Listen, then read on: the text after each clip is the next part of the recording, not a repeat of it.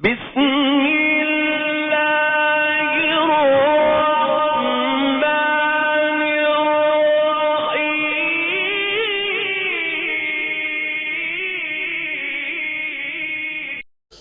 الحمد للہ رب العالمین وصلی اللہ علی نبینا محمد وعلی آلہ وصحبہ اجمعین اما بعد۔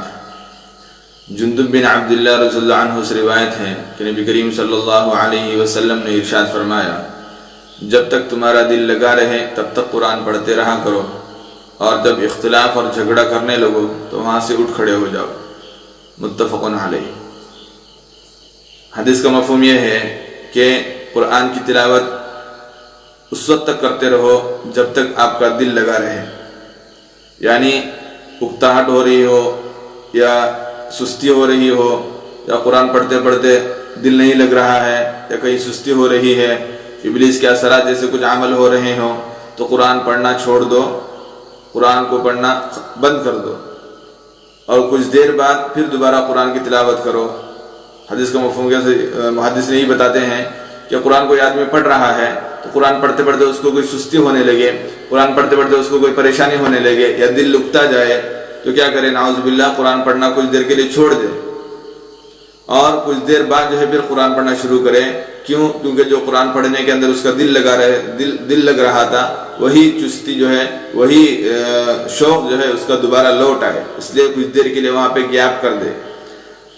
اور دوسری بات یہ ہے، حدیث کے اندر بتایا کہ جب جھگڑا کرنے لگو تو وہاں سے اٹھ کھڑے ہو جاؤ۔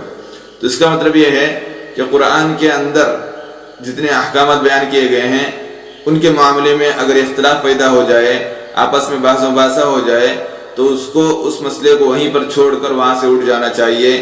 کیونکہ ہو سکتا ہے کہ آپ بحث و مباحثہ کرتے کرتے نعوذ باللہ کسی اور مطلب تک پہنچ جائیں، نعوذ باللہ اللہ کے حکم سے آگے پہنچ جائیں۔ تو اس سے احتیاط کرنا ضروری ہے۔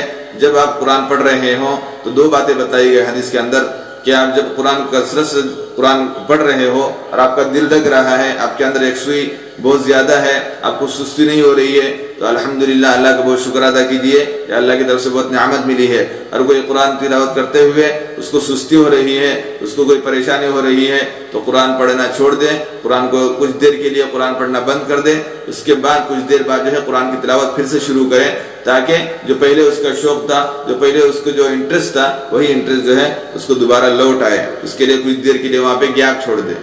جیسے ہی آپ کو لگے کہ سستی ہو رہی ہے، جیسے ہی آپ کو لگے کہ قرآن پڑھنے کے اندر کوئی مشکلات ہو رہی ہے، قرآن پڑھنے میں دل نہیں لگ رہا ہے، تو اسی وقت جو ہے قرآن پڑھنا ترک کر دیجئے، بند کر دیجئے، کچھ دیر گیپ دیجئے، کچھ دیر جو ہے رکیے، اس کے بعد پھر قرآن پڑھنا شروع کیجئے۔ انشاءاللہ وہی چستی، وہی شوق جو ہے آپ کا دوبارہ لوٹ آئے گا۔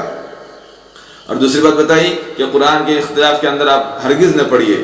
قرآن کے اندر کوئی مسئلہ آیا ہو تو اس کے اندر بحث و مباحثہ کرتے کرتے، اس کے اختلافات میں جاتے جاتے کسی اور مطلب تک جانا یا کسی اور جھگڑے تک پہنچ جانا، تو یہ قرآن کے سلسلے میں ہرگز نہیں ہونا چاہیے۔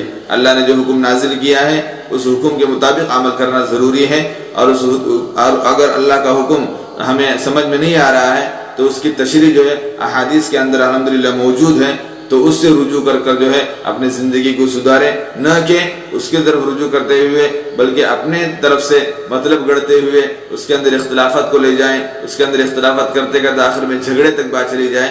تو نعوذ باللہ قرآن کے سلسلے میں، حدیث کے سلسلے میں ایسا ہرگز نہیں ہونا چاہیے۔ اس لیے نبی کریم صلی اللہ علیہ وسلم نے بتلایا کہ قرآن کے سلسلے میں اگر جھگڑا ہونے لگے، اختلافات زیادہ ہونے لگے، تو وہاں سے اٹھ کھڑے ہو جاؤ، اس مسئلے کو وہیں پر چھوڑ دو، تاکہ اپنے اسلام کی حفاظت ہو سکے، اپنے ایمان کی حفاظت ہو سکے۔ بس میں اللہ سے یہی دعا کرتا ہوں کہ اللہ تعالی ہمیں قرآن کو سمجھ کر پڑھنے کی توفیق نصیب فرمائے اور زیادہ سے زیادہ قرآن کی تلاوت بغیر سستی کے کرنے کی توفیق نصیب فرمائے، آمین۔ اور ایک بات عرض کرتا چلوں کہ